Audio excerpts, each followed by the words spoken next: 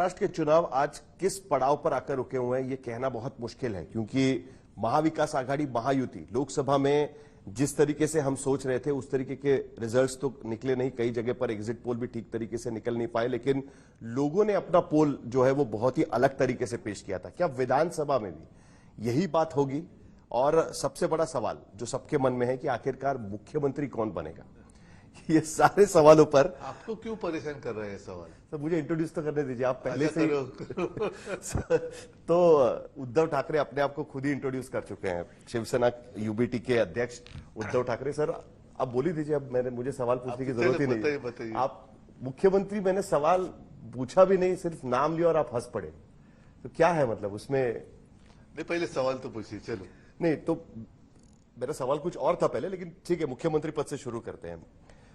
सब लोग पूछ रहे हैं कि भाई मुख्यमंत्री कौन बनेगा, ना महायुति के पास इसका जो जीतेगा वो सिकंदर। पवार साहब कह रहे हैं कि जिसकी सीटें ज्यादा आएंगी वो मुख्यमंत्री बने। हम तीनों में कोई विवाद नहीं है।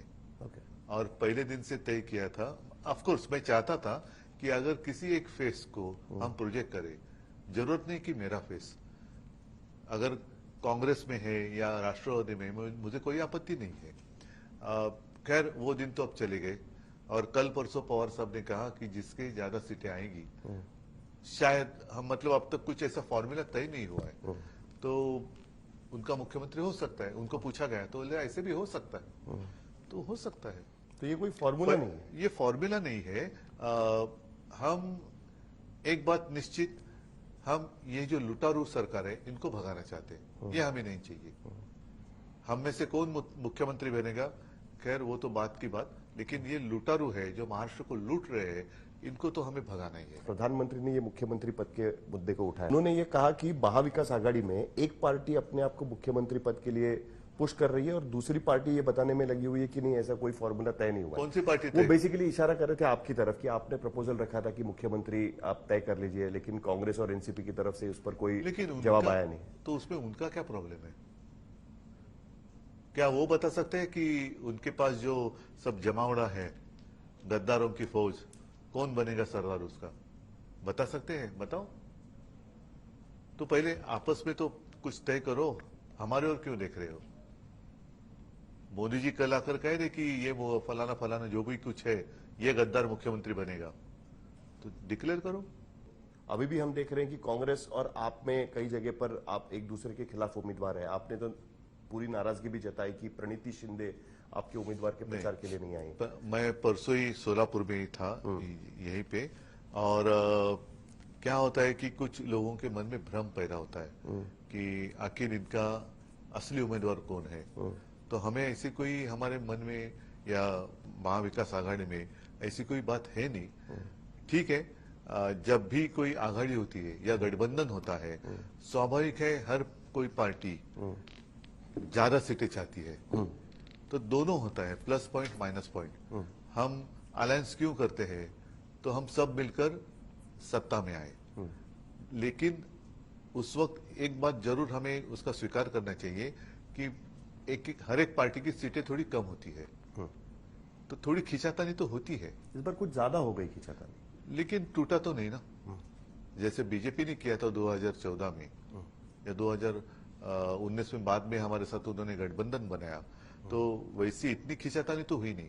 हम एक बात आपको ध्यान देना पड़ेगा कि आज तक कभी भी पिछले लोकसभा चुनाव के पहले शिवसेना, कांग्रेस और राष्ट्रवादी कभी तीनों इकट्ठा मिलकर चुनाव ही नहीं लड़े थे। हम जो भी चुनाव लड़े थे एक दूसरे के खिलाफ लड़े थे।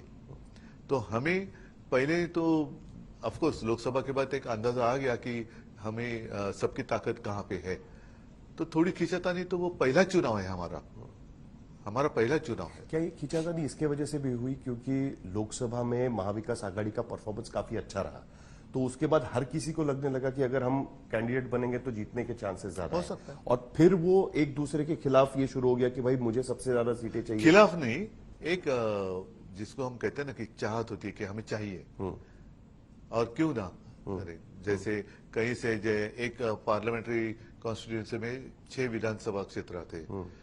जैसे मैं अभी आज पूरे दिन में था, हमारी बगल की जो कॉन्स्टिट्यूंसी है धाराशिव, तो मुझे लगता है कि वहां सारे विधानसभा क्षेत्र में महाविकास आघाड़ी को बढ़त है। अच्छा, उस्मानाबाद, हाँ, शायद अगर मैं गलती ना कर रहा हूं तो 6 में से 6, तो स्वाभाविक है, हमें भी चाहिए, उनको भी चाहिए, उनको भी चाहिए।